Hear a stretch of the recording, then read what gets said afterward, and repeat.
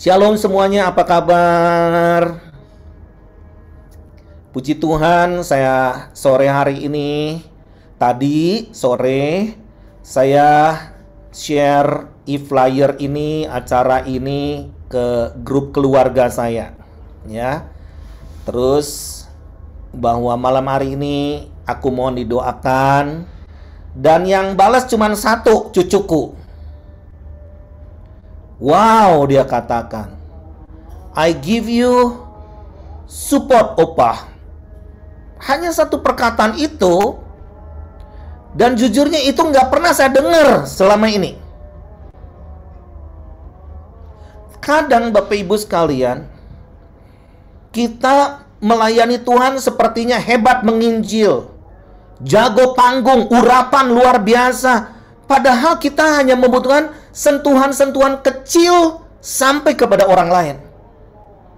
Itu akan memberi motivasi, itu akan memberi kekuatan tanpa kita bisa berkhotbah.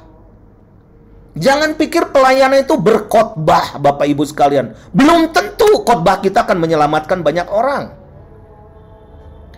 Saya teringat dengan kesaksian Rick Warren. Saya pernah mengundang Rick Warren itu ke Jakarta waktu itu.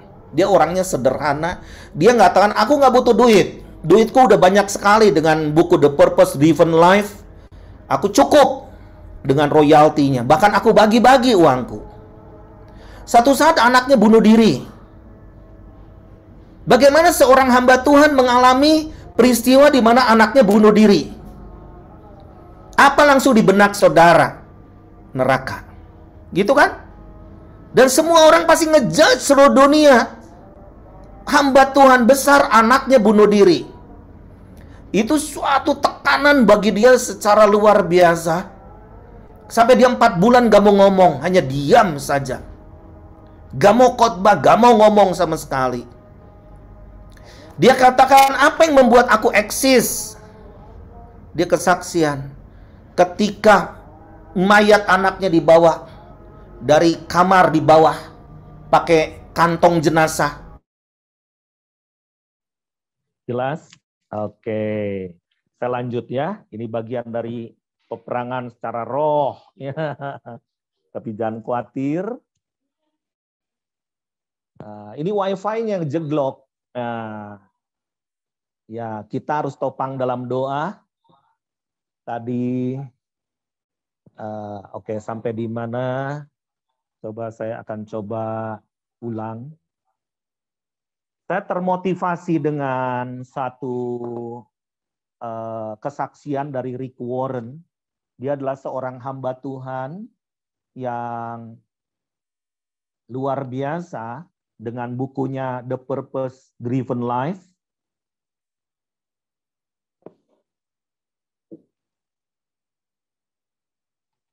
Dan oke. Ya. Nah, buku The Purpose Driven Life itu berjuta-juta eksemplar dicetak ulang. Tetapi satu saat ketika dia mengalami down, anaknya bunuh diri. Bisa dibayangkan nggak Bapak Ibu kalau seorang hamba Tuhan, apalagi hamba Tuhan besar skala dunia, anaknya bunuh diri. Apa pandangan orang-orang? Surga atau neraka? Langsung semua orang pasti ngejudge bagaimana hamba Tuhan ini bisa mendidik anaknya dan anaknya itu sebutnya mental illness ya. Bisa bunuh diri seperti itu. Apa yang menguatkan dia waktu itu ketika kantong jenazah dari anaknya ini diangkut ke ambulans dan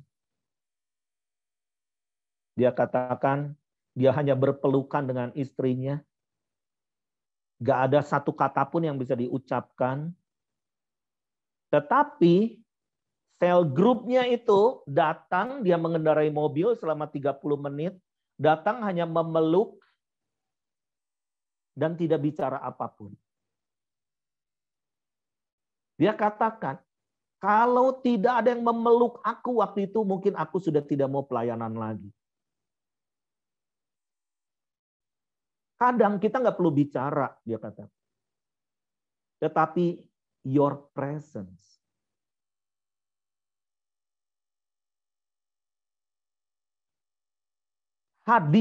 Kehadiranmu itu buatku cukup tanpa kata-kata. Dan 4 bulan dia berdiam diri dan tidak ngomong apapun, dia tidak berkhotbah. Bahkan dia memutuskan untuk dia tidak mau melayani Tuhan. Dia teringat pelukan. Bapak Ibu sekalian, kita diperhadapkan dengan satu situasi. Apakah kita ini masih efektif pelayanan kita? Banyak khotbah, banyak seminar, banyak conference yang kita lakukan. Tetapi apakah itu mempertobatkan orang? Seringkali Bapak Ibu sekalian, orang itu hanya butuh dipeluk. Hanya butuh dihadiri, dikunjungi. Saya bersyukur punya teman-teman, super teman saya katakan. Mereka ada bersama dengan saya juga di Bandung. Dan saya merasakan mereka itu lebih dari keluarga. Nah, komunitas model apa ke depan? Kalau semua orang hanya sibuk. Di kamar juga kita sibuk. Di rumah kita juga masing-masing sibuk. Tidak ada fellowship satu dan yang lain. Apakah ada hadirat Tuhan? Apakah kita ini masih juga merasakan bahwa Tuhan ada di tengah-tengah kita? Bapak Ibu sekalian, peranan Roh Kudus itu bukan ditarik ulur seperti layangan. Tetapi Roh Kudus itu bisa disakiti atau disingkirkan oleh kita. Bukan sekedar urapan bergetar-getar atau ngomongan yang begitu hebat menjamah setiap kita. Tetapi apakah kita tetap merasakan dan kita yakin bahwa Roh Kudus itu selalu ada di dalam kita? Karena dia itu adalah roh penghibur yang disebut parakletos, helper. Firman Tuhan di dalam Yohanes 14 ayat 15 sampai 18. Jikalau kamu mengasihi aku, kamu akan menuruti segala perintahku. Aku akan minta kepada Bapa dan ia akan memberikan kepadamu seorang penolong yang lain supaya ia menyertai kamu selama-lamanya, yaitu roh kebenaran. Tanpa Roh Kudus kita main di otak terus, main di organisasi terus. Apakah kita akan bisa berjalan di dalam roh kebenaran? Too much toleransi ke depan. Dan kita hanya berpikir good or bad. Dan kita pun tidak bisa ditegur sesuatu. Jujurnya saya mengalami pengalaman seperti ini. Saya sedang mengalami satu peristiwa di mana apa yang saya khotbahkan, saya harus alami.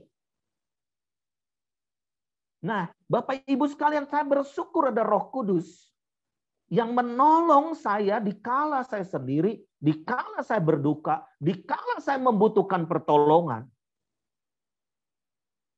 Dan Roh Kudus itu menggerakkan orang-orang. Nah, apalagi di my home, kita nih harus sensitif. Jangan nyari panggung terus. Sensitif terhadap lingkungan. Maybe your neighbor needs you now. Membutuhkan engkau pada saat ini.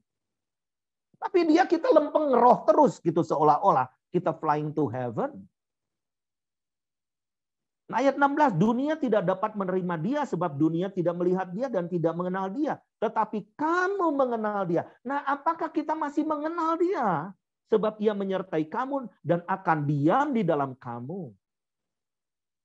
Bapak Ibu sekalian, kita ini sebelum saya masuk dalam materi yang sebetulnya situasi ke depan itu ada situasi yang benar-benar akan bedol, menarik.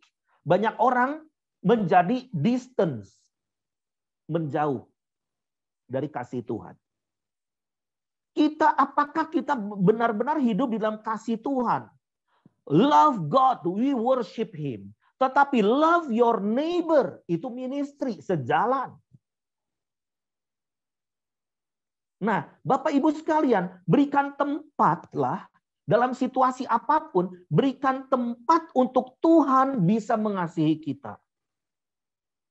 Tuhan kita tidak membutuhkan kasih karena Dia adalah kasih. Jadi yang diciptakan menjadi segambar dan serupa dengan Allah, kita itu bisa menerima kasih dan memberi kasih kepada orang lain. Binatang tidak. Dunia avatar tidak. Mereka tidak kenal kasih karena mereka buatan kita. Dunia maya bukan image of God. Ini bukan soal benar salah, berdosa kamu. Saya nggak mau menghakimi hal itu Bapak Ibu sekalian. Tetapi apa yang kita lakukan, apa menarik kita datang lebih dekat kepada Tuhan atau menjauh? Kalau kita datang mendekat kepada Tuhan, maka kita juga akan mendekat kepada orang lain. Kita akan mendekat dengan si pendosa supaya dia diselamatkan. Kita mendekat dengan orang-orang yang sengsara, yang membutuhkan kasih Tuhan. Tuhan mengasihi kita bukan karena kita nih siapa perlu belas kasihan. Bukan. Tetapi siapakah dia? Jadi tujuan Allah menciptakan kita, ini supaya kita nih bisa mengenal kasih-Nya, hidup di dalam kasih-Nya, dan menyembah Dia dengan kasih yang luar biasa, yaitu di dalam kehidupan kita. Bapak Ibu sekalian, mencintai Yesus lebih dari segalanya. Saya ini harus menekan perasaan Bapak Ibu sekalian. Karena pengennya saya nggak khotbah, dan pengennya juga saya ini nggak ngapa-ngapain saat ini. Tetapi ketika kasih Kristus di dalam aku, apakah aku mengasihi Yesus lebih dari segalanya, bahkan lebih dari keluargaku juga? Tetapi apakah juga kita bertumbuh di dalam Kristus saat ini? Growing. Dan apakah kita tetap dalam situasi apapun kita tetap melayani Yesus sebagai Raja? Dan apakah kita tetap keep sharing, keep talking about the love of God kepada orang? Love itu unconditional, Bapak Ibu sekalian. Tidak dipengaruhi oleh situasi. Dalam kesusahan kita, menyembah Tuhan lebih dalam. Ternyata Tuhan mengajar saya, worship itu pengorbanan. Ternyata worship in grief, di dalam kesusahan, kesedihan, ternyata itu lebih dalam lagi. Kemarin, aku diceritakan bagaimana dosennya anakku Reza, almarhum.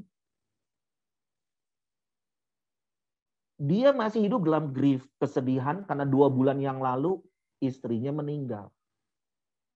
Jadi dia nggak mau kontak saya, papanya Reza, memberi ini, pasti papanya sedih. Ternyata ketika ketemu saya, dia terheran-heran.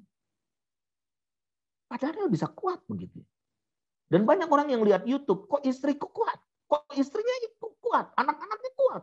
Malah YouTube itu malah jadi penginjilan kepada banyak orang yang mereka living in grief with hopelessness, dengan ketidakada harapan.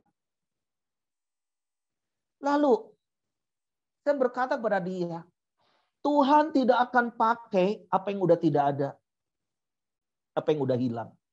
Tetapi Tuhan akan pakai setiap kita yang masih ada.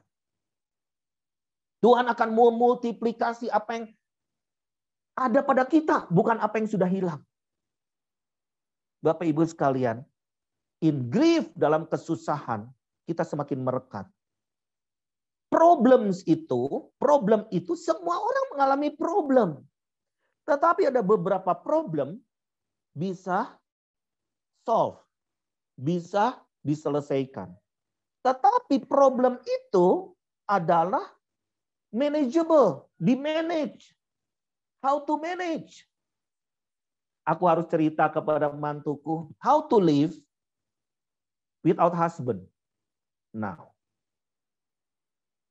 Wow, itu nggak mudah Bapak Ibu sekalian. I love them so much. I love my family so much. Dan aku berkata kepada dosennya Reza, can you manage yourself?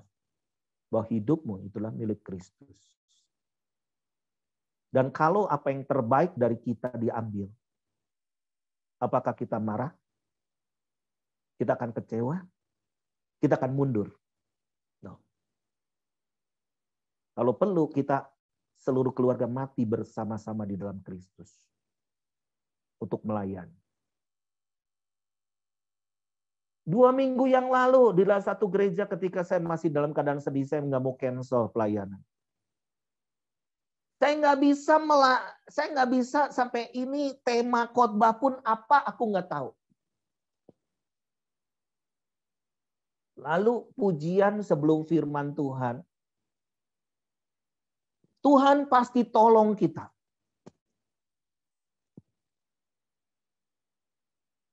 Saya katakan kalau Tuhan nggak menolong kita, apakah kondisi kita we still fall in love with Him? Kita percaya mujizat itu masih ada. Tapi ketika mujizat itu nggak ada, apakah kita masih bisa mengasihi Dia? Bapak Ibu, perkataan saya ini nggak mudah. Kita harus manage segala sesuatunya. Kita akan masuk dunia halusinasi namanya. Apa itu metaverse? Kita akan lihat dulu satu video tayangan yang dibuat oleh Oki, dan ini saya akan blast nanti di grup supaya Anda punya pengertian, dan juga kita nggak bisa seolah-olah karena kita ada dunia roh, ada hidup di dunia roh dan kita mau escape dari itu. Nggak bisa. Kita sedang ada di dunia ini. Dan kita nggak bisa melarikan diri dari hal ini. Mari kita saksikan ini. Ya, Oki silakan.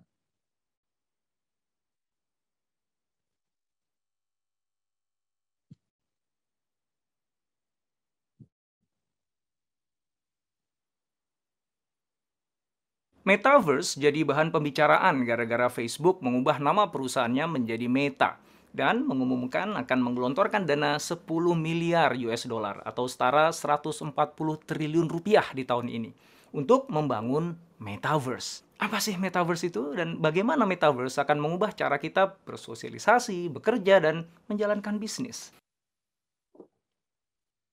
Matthew Ball, seorang venture capitalist dan penulis Metaverse Primer, mendefinisikan Metaverse sebagai jaringan luas dari dunia virtual 3 dimensi yang bekerja secara real-time dan persisten, serta mendukung kesinambungan identitas, objek, sejarah, pembayaran, dan hak, yang mana dunia itu dialami secara serempak oleh jumlah pengguna yang tidak terbatas. Bingung ya?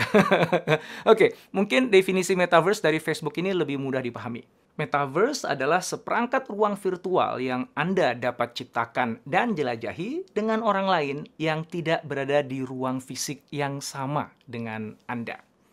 Oke, sudah lebih kebayang? Belum? Oke. Anda udah nonton film Ready Player One yang dibuat oleh Steven Spielberg? Nowhere except the oasis.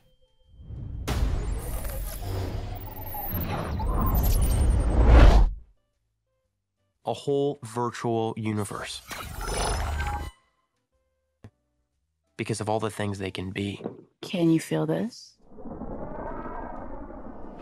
Yeah. Nah, itulah Metaverse. Belum nonton juga ya? Oke, tahu game Fortnite yang populer itu? No? Oke, Roblox? Nah, pasti tahu dong ya. Anak-anak kita tuh nggak berhenti-hentinya memainkan permainan online itu. Nah, Metaverse itu seperti Roblox di mana Anda memainkan sebuah avatar yang Anda ciptakan untuk hidup dan berinteraksi dengan avatar lain dalam sebuah dunia virtual. Tapi bedanya, alih-alih Anda memainkannya dengan melihat layar gadget Anda, Metaverse dimainkan dengan menggunakan perangkat VR yang membuat Anda benar-benar merasa ada di dalam dunia virtual tersebut. Perbedaan yang lain dengan Roblox adalah ya jika tampilan dan desain dunia Roblox itu sangat sederhana, Metaverse akan bisa menghadirkan dunia 3 dimensi yang menyerupai dunia yang sebenarnya, bahkan bisa lebih baik lagi. Kenapa Facebook begitu nafsu membangun Metaverse? Sebagian karena Metaverse itu sebuah gagasan yang keren.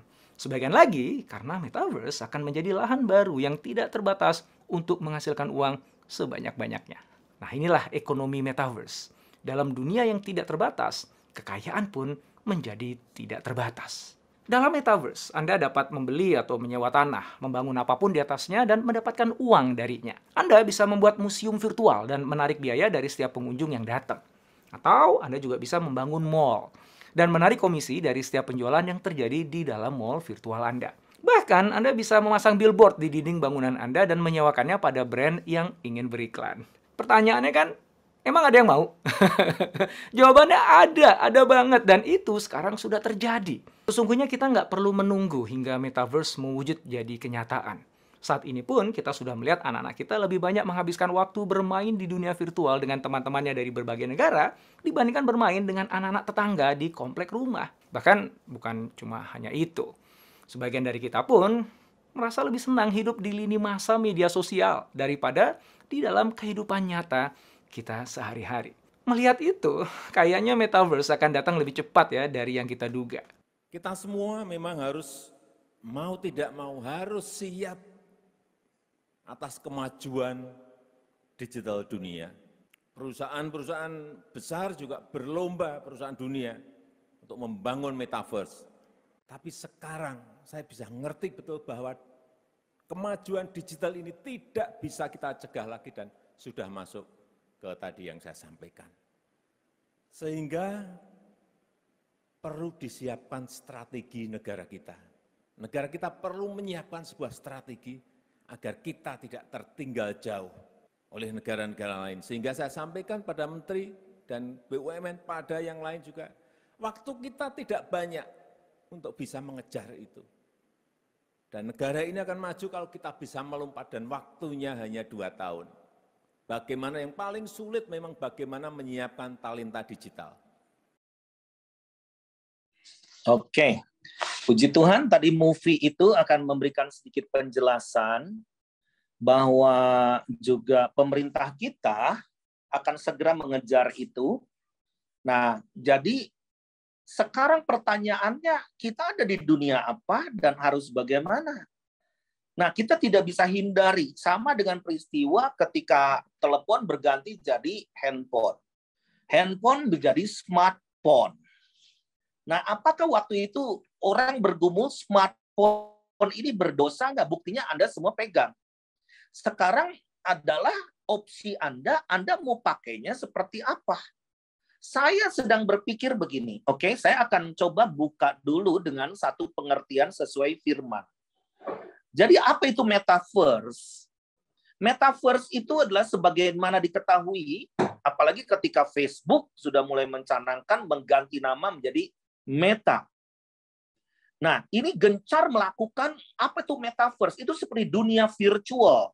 Untuk mencerminkan siapa kami dan apa yang kami bangun seiring berjalannya waktu, ini Mark Zuckerberg nih yang ngomongnya, untuk mencerminkan siapa kami dan apa yang kami bangun seiring berjalannya waktu, kami terlibat sebagai perusahaan metaverse. Jadi metaverse adalah sebuah ruang virtual yang dapat dilakukan bersama, di mana ada dunia baru, new world, ya, yang di mana para pengguna dipresentasikan melalui avatar. Apa itu avatar? Avatar itu satu hal-hal yang mistis di mana dewa-dewi itu akan tinggal bersama-sama dengan kita. Itu akan melakukan aktivitas bersama-sama dengan mereka, berinteraksi layaknya di dunia nyata. Nah, yang saya takut adalah orang ketika gemar langsung dia ada di dalam dunianya, dia sendiri dengan virtual reality, dengan dia memainkan peranan di situ. Ketika kenyataan, dia itu sendiri. Apa yang terjadi? Kesendirian. Loneliness. Apakah nggak banyak orang yang mau bunuh diri? Kita ini dihadapkan dengan kenyataan. Saya pribadi dihadapkan dengan kenyataan. Apakah saya masih melayani Tuhan? Apakah saya tetap setia? Kalau semua yang terbaik dari saya diambil, apakah saya akan tetap setia melayani Tuhan? Bapak Ibu sekalian, cinta mati-matian sama Tuhan itu bukan sekedar di kata-kata. Nah, kita lihat di 2 Timotius 4 ayat yang keempat, Bapak Ibu sekalian. Ini ayat very strong banget dan jelas sebetulnya buat setiap kita menghadapi dunia virtual yang saat ini sedang kita hadapi. Mereka akan memalingkan telinganya dari kebenaran dan membukanya bagi dongeng. Dongeng di sini sebetulnya tanda kutip artinya khayalan, imajinasi. Lalu ayat yang kelima, tetapi kuasailah dirimu dalam segala hal. Bapak Ibu sekalian, saya ini punya laptop. Laptop tadi nge-lag, saya pakai HP yang satu, pinjem dulu HP yang Pak Edison, dan saya baca sekarang pakai HP yang satu yang saya charge. Di depan saya ada 4. Kalau dulu mungkin saya dianggap orang gila. Sombong lo punya 4 gadget. Sekarang gadget murah, Bapak Ibu sekalian. Tetapi saya antisipasi. Mempergunakan gadget ini, ada Pak Edison di sebelah saya. Pak Edison, aku lagi masalah ini laptopku. Pindah ke sana. Dan tetap firman bisa disampaikan. Meskipun Anda pusing-pusing dikit gitu. Keliling-keliling dikit. Which is fine. Saya akan melihat nanti di metaverse itu, mungkinkah ada orang beli kafling untuk bangun gereja yang real, pure gospel? Nggak tahu. Tapi buktinya Anda sekarang pakai Facebook berkhotbah. Anda pakai YouTube. Anda pakai Zoom sekarang berkhotbah. Sekarang gunakan apa yang ada pada kita ini untuk menyatakan kasih Kristus kepada setiap orang. Dan kalau kasih Kristus di dalam kita pudar, banyak pilihan Bapak Ibu sekalian. Saya ada di restoran, mendingan saya makan Japanese food nih, enak. Nggak usah Zoom melayani Anda. No, I have to decide. No. We gonna pray first. Kita akan berdoa, setelah itu kita makan. Keputusan ada di kita. Di sini, tetapi kuasailah dirimu dalam segala hal, sabarlah menderita. Sabarlah menderita. Lakukanlah pekerjaan pemberita Injil dan tunaikanlah tugas pelayananmu. Yang penting Injil diberitakan, tapi ingat, jangan sampai kita terjebak pakai virtual terus sehingga kita ini nggak mendarat di bumi. Pray. Ketika kita ada di satu desa, satu kota, kita berdoa supaya kerajaan Allah turun. Di rumah kita turun. Tapi kalau Anda nggak no fellowship di dalam keluarga Anda, bagaimana Tuhan akan dwelling place-nya ada di rumahmu kalau semua everybody is so busy?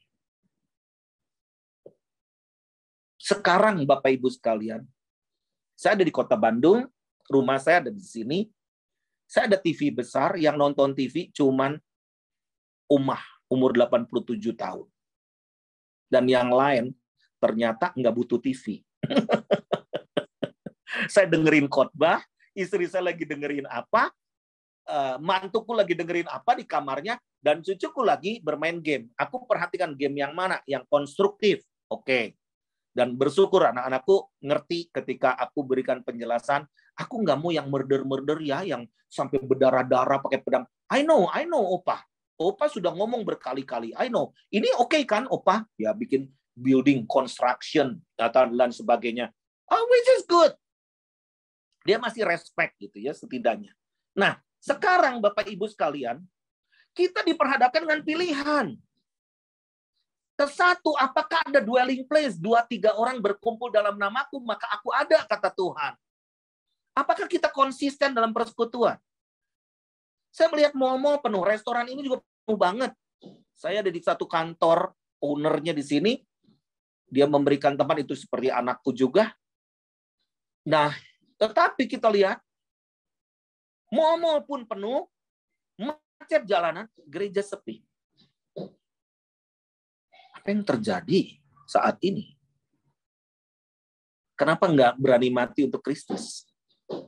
Sementara for fun masih bisa. Untuk jalan-jalan, untuk belanja masih oke. Nah, Bapak Ibu sekalian, jangan sampai kita ini seolah-olah dikelabui karena kita sedang ada di dalam namanya fog war. Di dalam medan tempur tapi foggy, berembun. Sehingga kita nggak ngerti kita mau kemana. Dan kita ini juga nggak ngerti tujuan kita kemana. Dan kita berperang juga kita lagi nggak berperang, lagi bengong. Wah, ini parah nanti. Jadi Bapak Ibu sekalian, pilihan ada di tangan kita. Anda pakai gadget, berapa jam Anda memegang HP Anda? Lebih dari Bible-mu. Ini. Oh, aku baca Alkitab di gadget. Fine. Bukan berarti kita harus baca ini terus-menerus jadi kayak ahli Farisi, bukan. Tetapi apakah kita sedang mengkondisikan hidup kita diberi makanan bergizi rohani, sorgawi. Pilihan ada di tangan kita. Apakah kita My Homer masih ada fellowship dalam keluarga kita? Bagaimana kita mau adopt lingkungan tetangga kita kalau kita sendiri, there is no love. Tidak ada dwelling place at our home. Di rumah kita. Nah, Bapak Ibu sekalian, kita sedang diuji. Kuasai dirimu dalam segala hal. Segala hal. Nah, sekarang saya akan move kepada poin yang kedua. Apa itu kristofobia? Nanti saya akan nyangkut-nyangkut itu juga. Nah, kristofobia ini adalah satu gerakan. Ini adalah satu di mana suatu gelombang yang sedang datang di muka bumi ini, di mana mereka itu adalah orang-orang yang gelombang yang tidak menyukai orang Kristen. Orang Kristen dianggap virus, pembawa virus, kuno, fanatik, dan tidak realistis. Di beberapa instansi sudah, khususnya bahkan juga di Navy di Amerika, bayangkan di satu tubuh yang luar biasa, itu sudah ada namanya kristofobia. Karena mereka menjauhi kelompok atau komunitas gerejawi yang disebut gerejawi.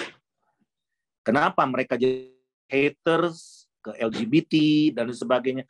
10 tahun yang lalu LGBT itu benar-benar bisa kita pertahankan luar biasa, tetapi kenapa how it grows so fast? Dalam hari ini kita sedang menghadapi satu kenyataan, 1 dari 10 rumah bisa ada masalah mengenai LGBTQ. Nah, jadi apa itu kristofobia? Kristofobia itu adalah sentimen kebencian karena kepada orang-orang di mana kepada komunitas atau kepada tempat ibadah atau juga kepada institusi serta kitab-kitab Kristen. Bapak Ibu, save ini cepat. Dan baca dari sekarang karena ini akan jadi barang langka ke depan.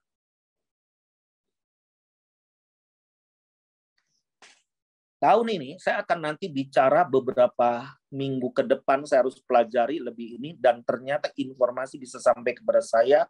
Apa yang saya ceritakan mengenai One World Order, One World Religion, itu udah on progress. Oh my God, kata saya, bagaimana ini kok bisa cepat seperti ini?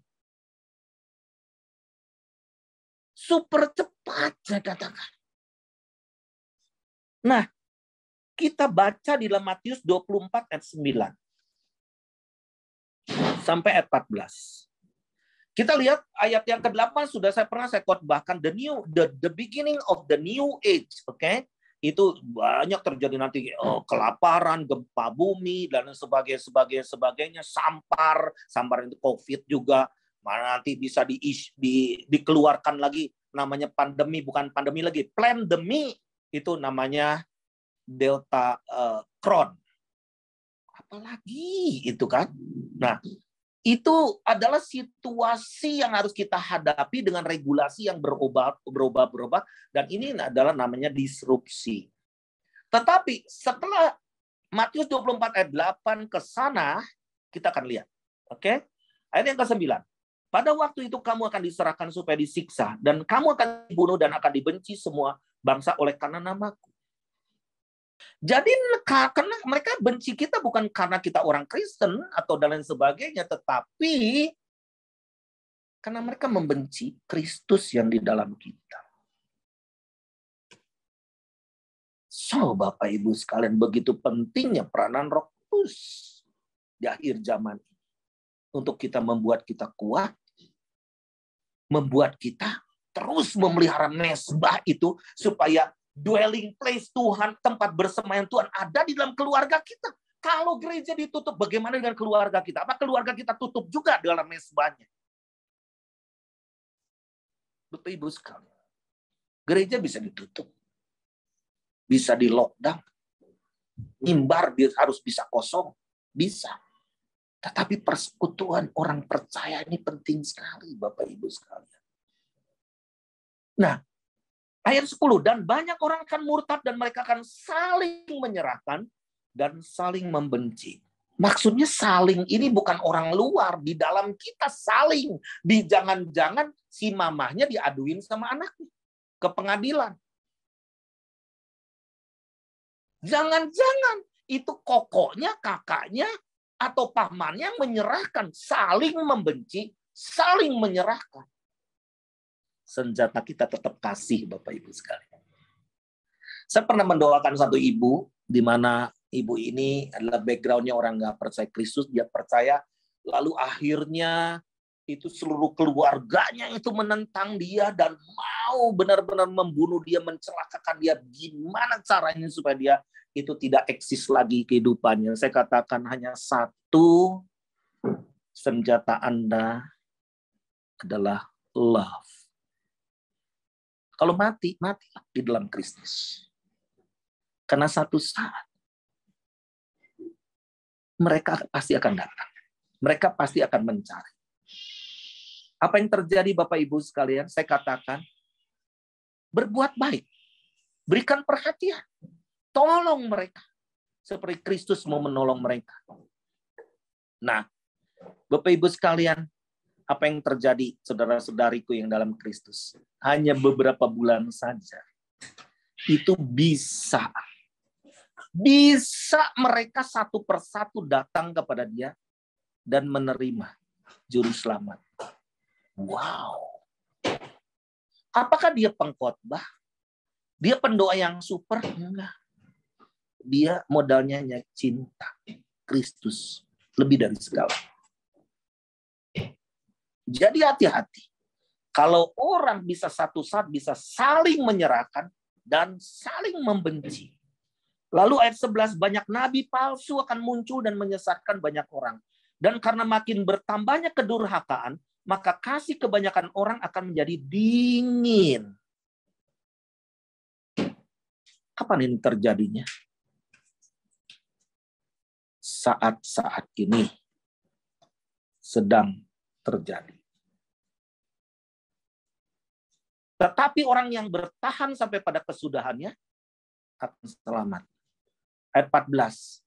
This is our goal together. Besok saya harus rapat dengan tim internasional.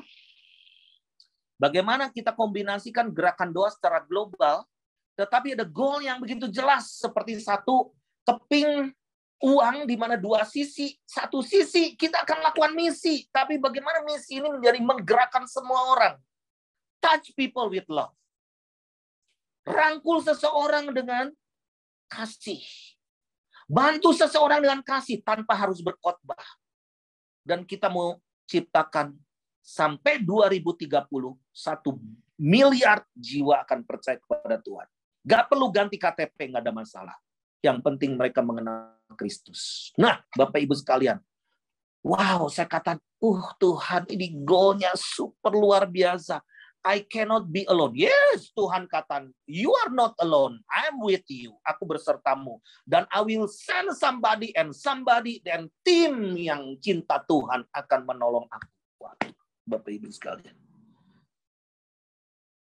Aku harus berperang dengan diriku. 1. Jangan pakai akal pikiran. 2. Jangan pakai kekuatan sendiri. 3. Cintai Tuhan lebih dari segala. Ayat 14 ini. Dan Injil Kerajaan akan diberikan di seluruh dunia menjadi kesaksian bagi semua bangsa. Sesudah itu barulah tiba kesudahannya. Bapak Ibu sekalian, saya mengunjungi satu rumah yang luar biasa. Mereka mengadopsi bayi-bayi yang mau dibunuh. Mereka mengadopsi wanita-wanita, gadis-gadis muda yang hamil di luar nikah. Saya bingung kok bisa umur 11 pun bisa hamil. Umur 13. Dan banyak sekali ternyata. Banyak sekali. Jangan dipikir di kantong Kristen nggak ada. Banyak sekali. Dan tempat ini terancam ditutup. Pertanyaannya kenapa ditutup? Bukankah ini baik? Kata saya, jangan bela diri. Oke? Karena dunia tidak suka kasih Kristus. Saya katakan, kompakkan diri kita dengan tim yang ada. Dan mencintai Tuhan itu kita harus bayar harga. Lalu kita ini juga harus bisa berperan, baik di dunia sosial media, juga berkomunitas, komunitas kerajaan, bukan sekedar main baptis, kesaksian, dan sebagainya, diisukan kristenisasi, tetapi kita menolong, benar-benar menyelamatkan nyawa, bukan ingin nambah jemaat atau menambah perbendaharaan kita, tidak. Tetapi we want to save everyone. Kita harus menyelamatkan setiap orang. Dan saya katakan, don't worry. We gonna fight. Kita akan fight peperangan rohani. Bukan kita mau memerangi orang-orang itu, bukan. Tuhan mengasihi musuh-musuh kita. Tuhan mengasihi orang yang tidak percaya sekalipun. Senjatanya adalah apa? Mana komunitas yang cinta Tuhan? Anda semua di kota-kota, siapkan komunitas, bentuk tim. Jangan jadi lone ranger. Anda di kota-kota, baik di Kupang, di mana, di Alor, di Sukabumi, di Pelabuhan Ratu, di mana. Bentuk kelompok-kelompok tim yang punya visi Injil Kerajaan yang akan diberitakan di seluruh dunia. Menjadi kesaksian buat semua. Kesaksian buat semua bangsa. Sesudah itu barulah tiba kesudahannya. 2 kata memasuki era disrupsi ini. Apa? Kolaborasi dan sinergi. Saya berbicara juga ke pemilik panti. Anda udah kolaborasi, masih sendirian, pantesan.